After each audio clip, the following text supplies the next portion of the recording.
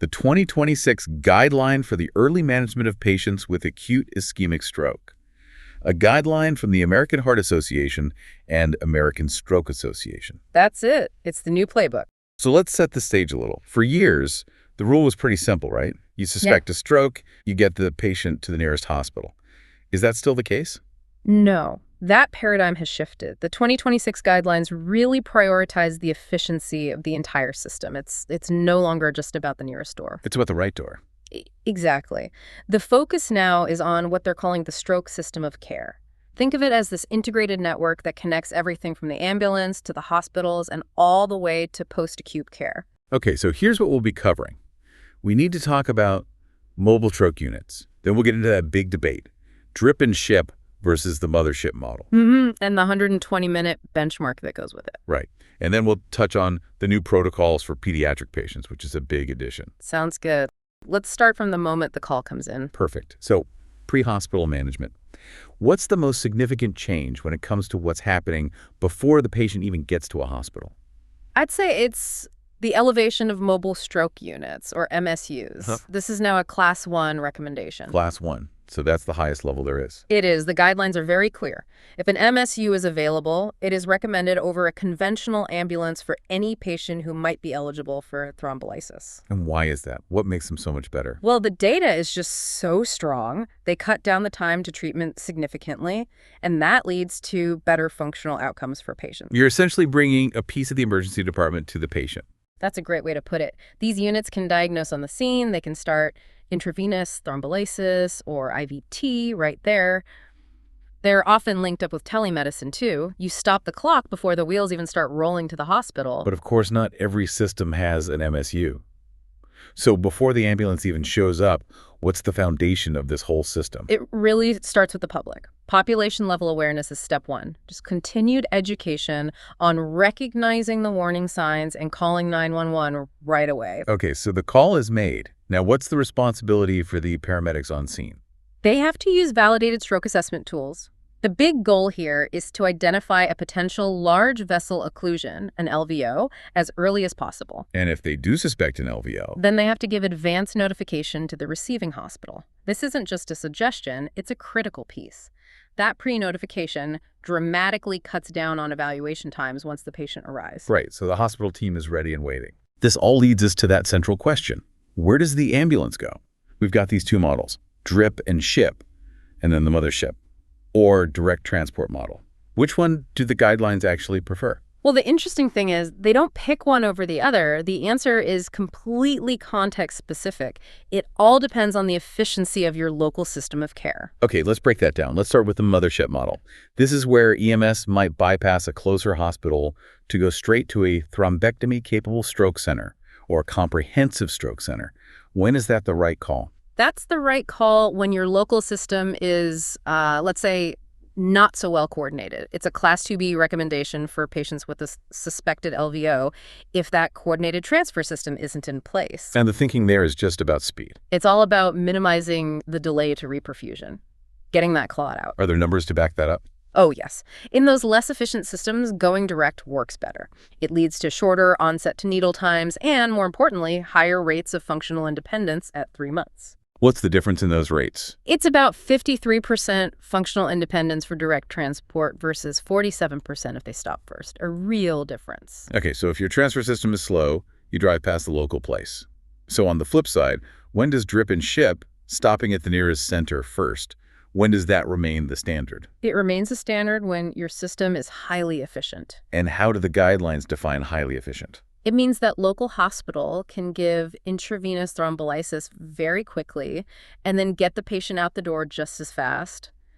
If they can do that, bypassing them for a distant hub, it just doesn't improve outcomes. How far is a distant hub? They define that as about 45 to 60 minutes of extra driving time. So if you're bypassing a perfectly capable local center to drive an hour, that's actually a Class 3 recommendation. Meaning no benefit. No benefit. You're wasting time. What's the evidence for staying local in those efficient systems? It's a major trial, the RaceCat trial. And what did RaceCat find? It basically showed that in a really well-oiled, efficient network, the outcomes were similar. It didn't matter if you stopped locally first or went directly to the big center. But the key there is well-oiled.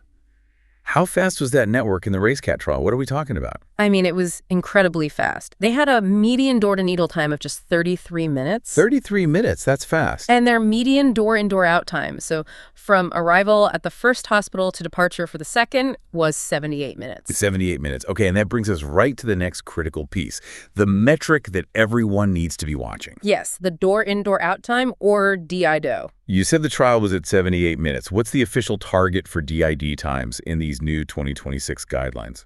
The recommended target is less than or equal to 120 minutes.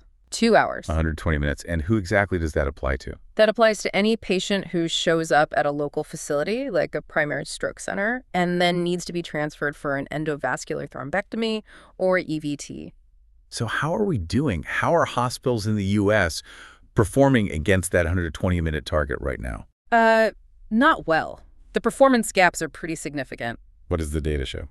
There was a large retrospective study using U.S. registry data, and it found the median DIDO time was 174 minutes. 174. Wow. So that's almost an hour over the target. Almost an hour over, yes. So what percentage of transfers are actually hitting that 120-minute mark? It's low, only 27.3%. So roughly only 1 of 4 transfers is meeting the guideline. That's right. It really highlights where the system can break down. So how do we fix this?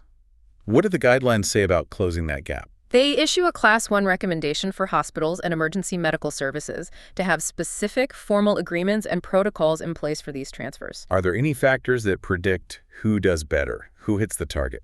There are. The 2 biggest factors associated with hitting that target are, 1, that EMS pre-notification we talked about, Okay. and 2, higher stroke severity. You mean a higher NIH stroke scale score? Exactly. An NIH stroke scale score over 12 is associated with faster transfer times. Let's shift a bit to the hospitals themselves. For this drip and ship model to even have a chance of working, that local or spoke hospital has to be capable. What specific technology must they have now?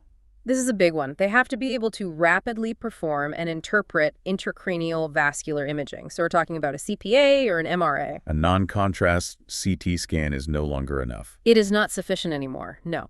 Primary stroke centers, acute stroke-ready hospitals, they have to be able to identify a large vessel occlusion candidate immediately.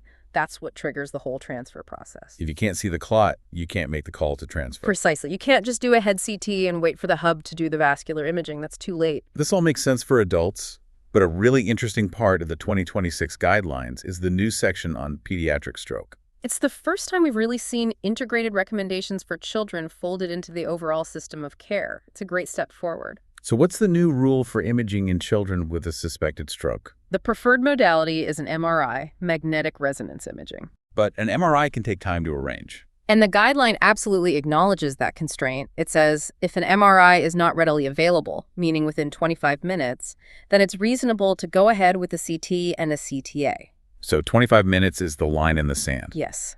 The top priority is still identifying that LVO as quickly as possible, regardless of age. Now, how does something like telemedicine fit into this whole new infrastructure? It's really positioned as a critical bridge, especially for access to expertise. Where is it being recommended? Both in and out of the hospital. So in the pre-hospital setting, it's recommended in ambulances to help supplement the paramedics' assessment. And once the patient arrives? Telestroke systems are considered very effective for making those time-sensitive IVT decisions.